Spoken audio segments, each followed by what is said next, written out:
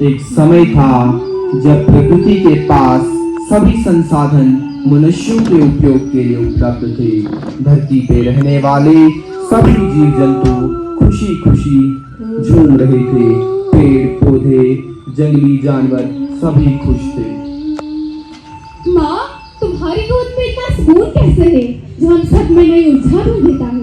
पुत्री, क्योंकि तुम सब यहाँ पर मिलजुल कर रहते हो, सब अपने काम से संतुष्ट हो और सब अपने दायरे जानते हो, इसीलिए तो तुम्हें मेरी गोद में इतना सुकून मिलता है। माँ, क्या हम सब सदैव ऐसे ही खुश रहेंगे?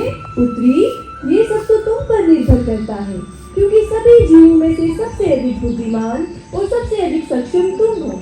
मेरे द्वारा दिए गए प्राकृतिक संसाधनों का उपयोग यदि तुम एक उचित ढंग से करोगे, सबके विषय में सोचकर, स्वार्थ को त्याग कर, तो निसंदेह मेरा वातावरण तुम्हें सदैव शांतिपूर्ण मिलेगा और मैं हमेशा खुश रहूंगी और स्वस्थ रहूंगी और तुम भी सदैव सुख में रहोगे और उन्नति कर पाओगे। पुत्र वृक्ष, तुम कुछ नहीं पूछोगे? नहीं माँ, आपने तो हमें दूसरों के काम आने के लिए ही जन्म दिया है। हमारे लिए तो आपका प्रेम, ये शुद्ध जल, ये उपजाऊ मिट्टी ही काफी है। तो फिर जाओ पुत्रों, अपने अपने कार्य करो, परंतु एक बात सदैव याद रखना, कोई ऐसा कार्य मत करना जिससे मेरी हानि हो, मेरे अन्य पुत्रों को पीड़ा पहुंचे और अंत में तुम्हें भी केवल पीड़ा मिले। अब जाओ। इस प्रकार प्रकृति के सभी बच्चे अपना काम करने चले गए। कई साल सुख से गुजरे। फिर इंसानों की जनसंख्या और पैसा दोनों बढ़ने लगे। इंसानों की जरूरतें हसरतों में, फिर लालच में और अंत में हवस में बदल गए। इंसान लापरवाह होते गए और उन्होंने प्रकृति की परवाह करना छोड़ दिया।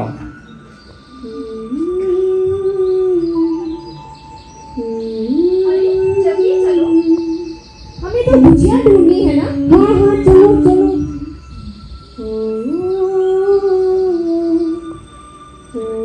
मिल रही है ना? नहीं, यहाँ तो ये सब क्या हो रहा है? यहाँ तो एक भी गुजिया नहीं दिख रही है। हाँ, यहाँ तो मिल ही नहीं। अब क्या करें? चलो हम इस जंगल को आग लगा देते हैं। इससे क्या फायदा होगा? अरे इससे हमें अगले साल बहुत सारी गुजिया मिलेंगी।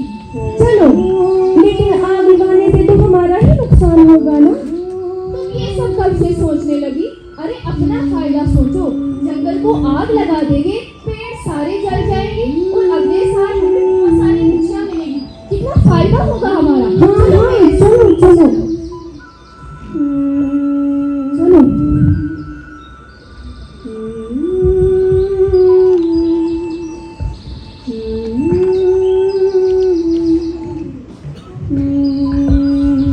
ये जमीन कब से खाली पड़ी हुई है? यहाँ पे एक बहुत बड़ा प्रोजेक्ट बन सकता है। सड़कें बनेंगी, बिल्डिंग्स बनेंगी, रोजगार होगा और प्रगति होगी। पर मैम, यहाँ पर तो इतना बड़ा जंगल है, इतने सारे जंगली जानवर रहते हैं। अगर हम यहाँ पे पेड़ काटेंगे तो हमें जो साफ हवा मिलती है ना, हमें साफ हवा मिलेगी, और जो जंगली जानवर है उनका क्या होगा? ये जंगल काटना तो गलत है ना मैम? जितना कहा जाए उतना करना चाहिए। अपना ज्यादा दिमाग मत लगाओ। तुम्हें तनख्वाह कौन देता है? ज्यादा है तो जाके जंगलों में रहो। जंगलों का क्या है, कहीं और चले जाएंगे। ओके भाई, हम काट लेंगे। चलो औजार लेकर आते हैं।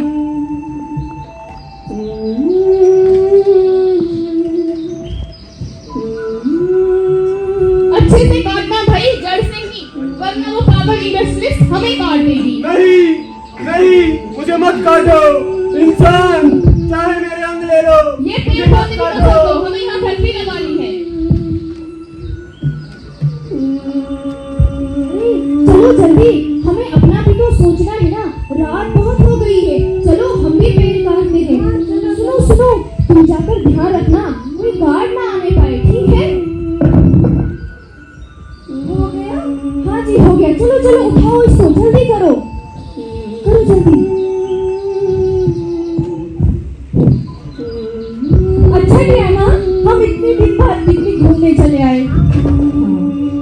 कितनी अच्छी जगह है, कितनी शुद्ध हवा है यहाँ पे, और साफ भी है कि नहीं? तुम्हें भूख लगी है ना? हाँ, जल्दी करो, मुझे बहुत भूख लगी है। मेरे बच्चे को भूख लगी है, जल्दी दो इसको खाने के लिए कुछ। अरे नजारे तो देखो यहाँ के। हाय, अरे आज हम बहुत दिनों के बाद बाहर आए हैं ना। चलो चलते हैं, बहुत देर हो गई। चलो बच्चा चलते हैं। चलो। अरे गंदगा ले रही हो। मम्मा मैं ये कचरा कहाँ रखूँ? यही भाई लो।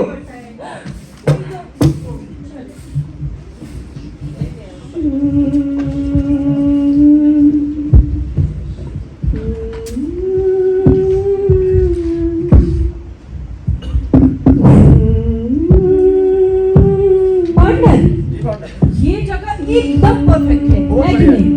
पानी भी है, जमीन भी है, और हम सारा वेस्ट इंडस्ट्री हमारी यही वेस्ट सर्विस होगी, है कि नहीं? और जो जितना कचरा होगा वो जाएगा पानी में, है कि नहीं? अरे भाई लोग ये क्या बातें कर रहे हो तुम? अरे भैया यहाँ क्या हो रहा है? भैया ये क्या हो रहा है? अरे जमीन लेने की बात कर रहे हैं भाई लोग। देखिए हम यहाँ पे फैक्ट्री लगाएंगे और इसके बदले हमें सिर्फ आपकी जमीन चाहिए। बदले में आपको पैसे भी मिलेंगे और रोजगार भी मिलेगा। नहीं, जमीन नहीं लेंगे। जाएंगे। वैसे भी जमीन में रखा ही क्या है? अब तो ये जमीन उपजाऊ भी नहीं रही है। बात तो सही है। है कि नहीं? बात तो सही कही।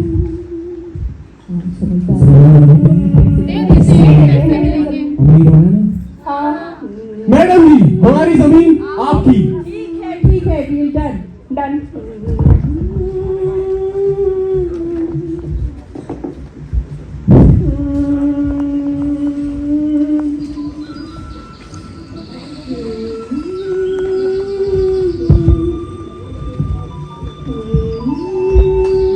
भैया एक पेन देना। अरे कौन सा वाला चाहिए? कोई भी दे दो, अच्छा होना चाहिए बस। झूला लिख के। भैया मेरा सामान इस बैग में डाल दीजिए। लो भाई तुम्हारा। धन्यवाद। अरे लो भाई तुम्हारा pen. Old school aunty heroine बनने आई थी। झोला छाप। लो भाई तुम्हारा पेन। पेन तो अच्छा है वैसे। एक काम कीजिए, आप पॉलीथिन भी दे दो। अरे एक पेन के लिए बदले तुम्हें क्या पॉलीथिन तो चाहिए? पैसे नहीं दिए हमने आपको, क्या समझा? भैया पैसे देना, पॉलीथिन लोगे कि नहीं? अरे क्या मगजमारी है भाई? ये लो तुम्हारा हाँ, पॉलीथिन। भैया चलिए हमें ऐसे। पैसे दोगे? ये लो भाई सब ले लो। ये गंद का साथ दे दिया। हाँ पेन रख दे दिया, पेन देना है।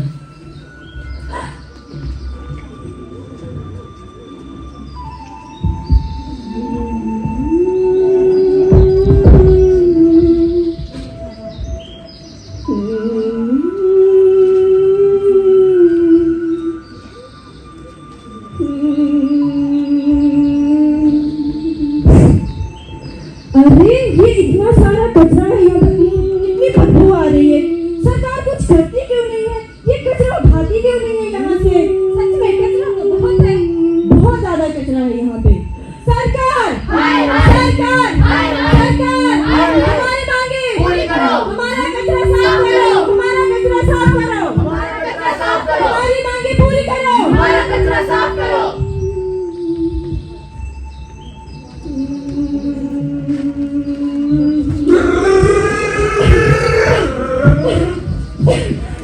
रात हो गई है, कचरा बाहर फेंक दो। हाँ वैसे भी बहुत कचरा हो गया है।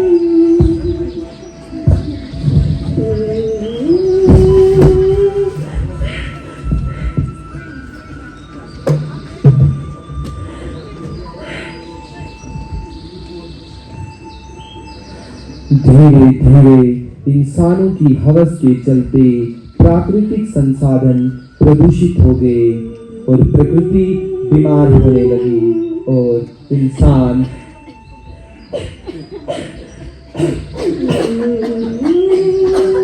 खांस रहे होंगे अब तो वो भी लेते लेते अपनी कब्रों में।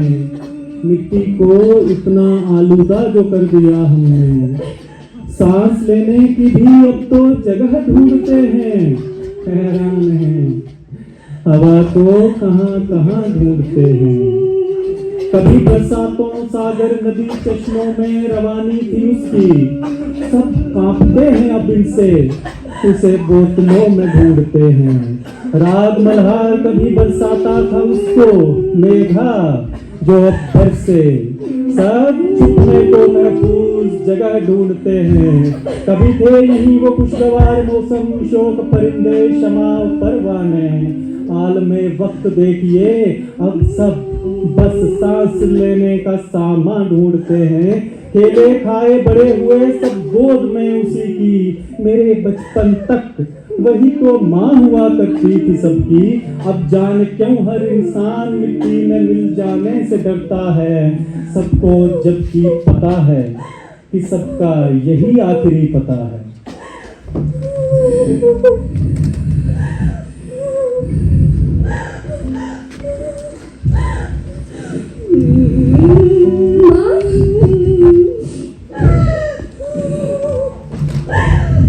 प्रकृति माँ,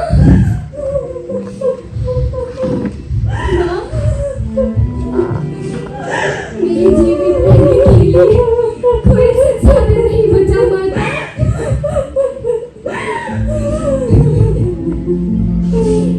मेरी सहायता मेरे माता।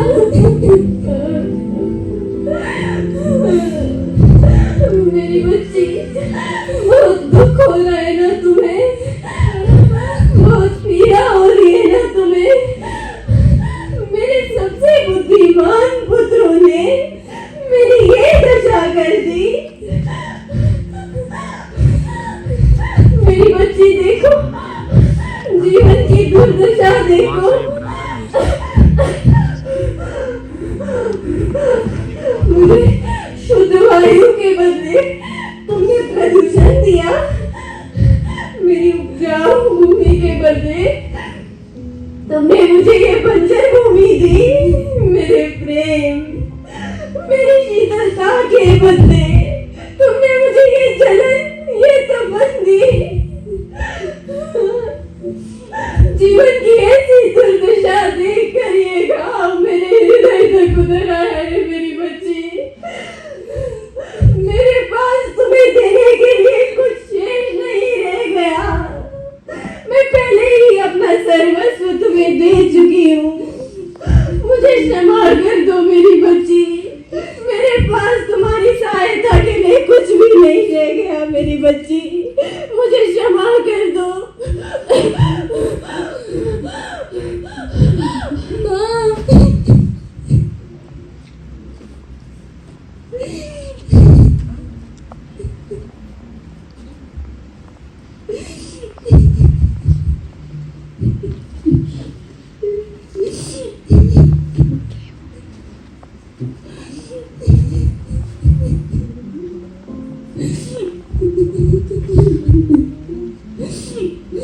मेरे जीवित रहने के लिए कोई भी संसाधन नहीं रहा।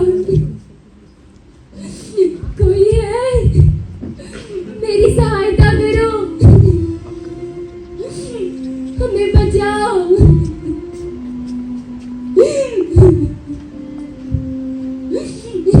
वातानुकूलित सुविधा संपन्न मकान में सोया था जो आई झपकी छोटी सी।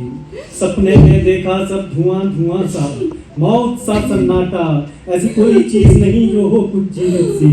बस चारों तरफ रेगिस्तान था, धुआं इतना मानो दिन दहाड़े पसरी हो रात सी। पर तभी देखा कुछ दूर एक अकेली बच्ची थी, मैली कुचैली सी। कोई संग नहीं था, बोझिल सूनी आंखें भारी सांसें मुझको जड़वत देख रही थी, थकी थकी सी।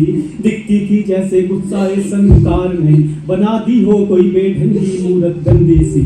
परिचय पूछा मैंने तो बिन होंठ हिले, उसके मुंह से निकली फुसफुसाहटे हल्की सी। बोली गद्दू, नहीं पहचाना तुमने, मैं तुम्हारे प्यारे बेटे की तिरस्कृत बच्ची हूँ नन्ही सी। देखो क्या किया है तुमने, न सांस को हवा छोड़ी, पीने को पानी, न खाने रहने को जमी ही बख्शी थोड़ी सी। तेरी ऐशो आराम सुख सुविधाओं की हसरत खा गई सब कुछ, मेरे लिए छोड़ी नहीं एक ख्वाहिश भी अग्नि सी। बदलते बदलते बदली ये दुनिया, फना हो गए जो सब इंसान थे। माँ बाप नहीं, संगी साथी नहीं, जीवित कुछ भी नहीं, फिर कहाँ जाऊं मैं बच्ची नन्ही सी। मेरे लिए तो बचा बस मौत का धुआं है, जहर की रोटी और तेजाब की बारिश सी। दद्दू बताओ अब कहाँ जाऊं मैं, अपना घर किस जहां को बनाऊं मैं। क्यों कागे सब तुझे हंसा कुछ मेरा भी, मेरे लिए कुछ भी सोचा नहीं। क्यों आई नहीं तुमको शर्म ही थोड़ी सी, क्यों आई नहीं तुमको शर्म ही थोड़ी सी। अचानक सन्नाटा टूटा, नींद खुली, अब कहीं नहीं थी वो बच्ची घबराई सी। पर दिल अब भी भारी था, मन खाली खाली था, आंखों में नाच रहे थे आंसू जब जैसे होती हो बारिश सी। और अब मुझको दिखते हैं आंसू सबकी ही आंखों में, भीगी आंखें छुपाने की चाहत तक धड़कन घबराई सी। तो आओ अब मिलकर कुछ कर ले, कुछ बदले, कुछ दुनिया बदले जो थोड़ी सी। या फिर रोगे, मुंह छुपाओगे, शर्मिंदा होगे जब सुनी आंखें लिए दद्दू दादी नानू नानी। पुकारेगी तुम्हें कोई बच्ची नन्ही सी, पुकारेगी तुम्हें कोई बच्ची नन्ही सी। जरा सोचिएगा कि हम कैसा मुस्तकबिल चाहते हैं अपनी फ्यूचर जनरेशन के लिए। क्या हम ऐसा भविष्य चाहते हैं जैसा इन कल को आकार देने वाले कलाकारों ने यहाँ मंच पर जीवंत रूप में प्रस्तुत किया, या अब भी हमें एक उम्मीद है कि हम सब मिलकर एक आखिरी कोशिश कर सकते हैं।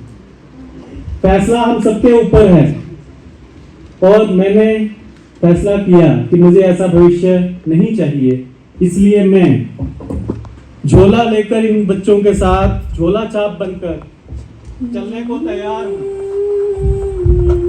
क्या आप साथ देंगे?